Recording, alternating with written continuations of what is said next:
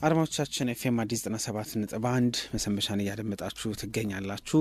የወጣቱ ድምፃዊ እንግዲህ የተወደደ አልበሙን ተከትሎ የሰራው የመድረክ የተቀረጹ ስራዎች እንግዲህ በቅርብ ወጥተው ሌላ ደግሞ መወደድ እየሆነለት ይገኛል። በስራው ዙሪያ አጠር ያለ ቆይታ እናደርጋለን። ሄኖክ ጥጋቡ ያው ውባለም ባለፈው ዓመት ከወጡ ስራዎች መካከል አንዱ ነውና አዲስ ሙዚቀኛ አዲስ ጣዕም አገኘን በሚል አድናቆትም ሲሰጥ ነበርና እናገኘውና እንዴት ነው የመድረክ ስራዎች አሁን በጣም እየተወደዱም ጭምር መጥተዋልና ስለሱ እናወራዋለን። ሰላም ሄኖክ እንደምን አለ? ሰላም ሰለሞን እንደምን አለ? እንኳን አደረሰ። የበዓል ሰሞን ዳግማ ትንሳኤም አለ። ሶልዬ በጣም አመሰግናለሁ። እንኳን አብሮ አደረሰ። አልበምህ ውባለም ከወጣ በኋላ ምላሹ ምን ይመስላል? እንዴት አገኘኸው? እንግዲህ ወደ 8 ወር አካባቢ ሆኖታል። አዎ ሶልዬ እንግዲህ አልበማችን ከወጣ አሁን ወደ 8 ወር ገደማ ሆኖታል። በጣም ከጠበቅኩትም በላይ ነው ለኔ። እስካሁን ድረስ ጥሩ ፊድባክ ነው ያለው። እስካሁን ድረስ ሶሻል ሚዲያዎችም ላይ የተለያዩም ቦታዎች ላይ ጥሩ አቀባበል ነው ያለው።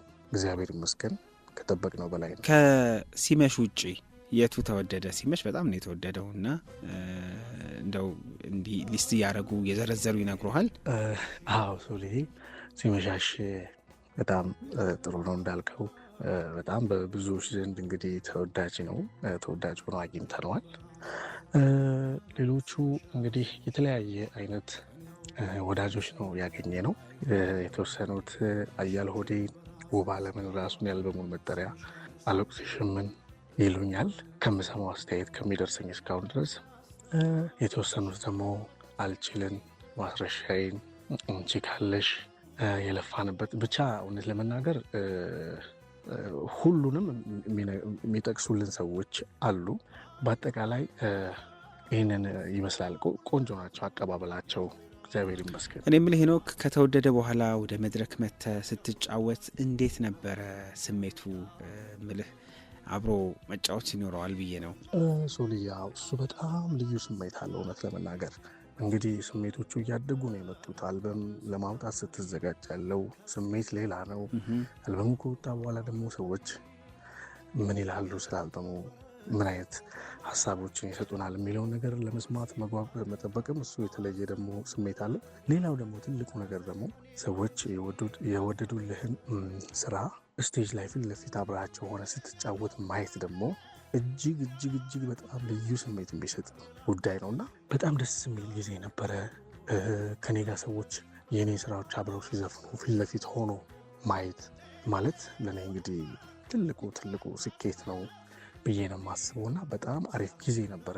ማሪዮት ሆቴል ነበር ያደረግነው። በጣም ቆንጆ ጊዜ ነበር አሳልፈን ሊወጣ ነው። ምን ይጨምራል ግን የመድረክ ስራ ለሙዚቀኛ እና ደግሞ ለራሱ የሙዚቃ ዘርፍም? ብዙ ነገር ይጨምራል። እውነት ለመናገር ምንድነው፣ አንደኛ የሚወድህ ሰው ፊት ለፊት በኦዲዮ የሰማቸውን ነገሮች ስቴጅ ላይ ከባንድ ጋር ስትጫወታቸው ማየት ሌላ ስሜትን ይፈጥራል። ምክንያቱም እኔም በኦዲዮ የሰሟቸው ነገሮች ስቴጅ ላይ ሲጫወቱት ሳይ ደስታ ስለሚሰጠኝ፣ ወዳጆቼ በመሆናቸው ደግሞ እዛ ቦታ የሚገኙት በተለየ ወዳጆቼ ናቸው። አንተን ማየት የሚፈልጉ ሰዎች ናቸው እና ከእነሱ ሰዎች ጋር ፊት ለፊት ሆነ ስትጫወት በጣም ጥሩ ስሜት፣ ጥሩ ትውስታን ይፈጥራል። ሌላኛው ምንድነው፣ ዘፈኖቹን ስትጫወታቸው በባንድ ፎርማት ስለምትጫወታቸው የራስን ቀለም ደግሞ ትጨምርባቸዋለህ። ኦዲዮ ላይ እንደሰሙት አይነት ብቻ ሳይሆን የተሻለ ለወጥ ማድረግ ትጫወታቸዋለህ። እንደገና ከህዝቡ ጋር እየተቀባበልክ ትጫወተዋለህ እና ይሄ ነገር በጣም ደስ የሚለው ፓርት ነው። እንደገና ደግሞ ላይቭ ፐርፎርም ስታደርገው ምን አይነት ስሜት አለው የሚለው ነገር ሰው ለማየት ይጓጓል እና ስቴጅ ላይ ስቱዲዮ እንደተጫወትከው ሁሉ ስቴጅ ላይም በጥሩ ኤነርጂ ስትጫወተው የተለየ ስሜት አለው። እንደገና ደግሞ ላይቭ ባንድ ማየት መለመድም አለበት ብዬ አስባለሁ። ሰው በኦዲዮ ብቻ እየሰማ ዘፈኑ መኖር አለበት ብዬ አላስብም። እሱ ነገር ጥሩ ስሜት አለው። በነገር ላይ አሁን በጣም እያስተዋልኩ ያለሁት የላይቭ ወይም ደግሞ በቀጥታ ሙዚቃን ከቦታው ማዳመጥ እና ደግሞ ለእንዲህ አይነት ሙዚቃዎች ተቀርጾም ሲወጣ የሙዚቃ አድማጭ ያለው ምላሽ እያደገ ይመስለኛል እና ምን ታስተውላለህ? አዎ ሶልዬ፣ ከሌላው ጊዜ በተለየ በጣም አሁን ሰዎች ላይቭ ባንድ ማየት ይወዳሉ። ይህን ምልህ የኔ አልበም ከመውጣቱም በፊት ብዙ ክለቦች ተጫውቻለሁ አዲስ አበባ ውስጥና ያን ጊዜም በማይበት ጊዜ በጣም ከሌላው ጊዜ በተለየ ላይቭ ዘፈኑን የማየት ፍላጎት ሰዎች ላይ በደንብ አይቻለሁ። አሁን የኛም ፕሮግራም ላይ እንግዲህ የአልበም ምርቃታችን ላይ ያየሁት ይህንን ስሜት ነው። ራሱ በደንብ መጥተው ባንዱን ካንተ ጋር ያለውን ጥምረት ማየት መቻል። አዲስ ሪአሬንጅመንቶች ልትሰራ ትችላለህ። ስቴጅ ላይ በስቱዲዮ ከሚያውቁት ሌላ የተለየ አዘፋፈን፣ የተለየ ባንድ አጨዋወት ታይበታል። ሰው በጣም እየተበረታታ የመጣና ደስ የሚል ነገር ነው ይሄ። እንደውም በዚሁ አጋጣሚ አንዳንድ ዘፈኖችን ከወጣው በኋላ ብዙ ሰዎች ሲጠይቁኝ ነበርና ይሄን የምታየው ነገር በጣም እንደሚወዱ ላይቭ ስትጫወት በደንብ ማየት እንደሚፈልጉ ነው።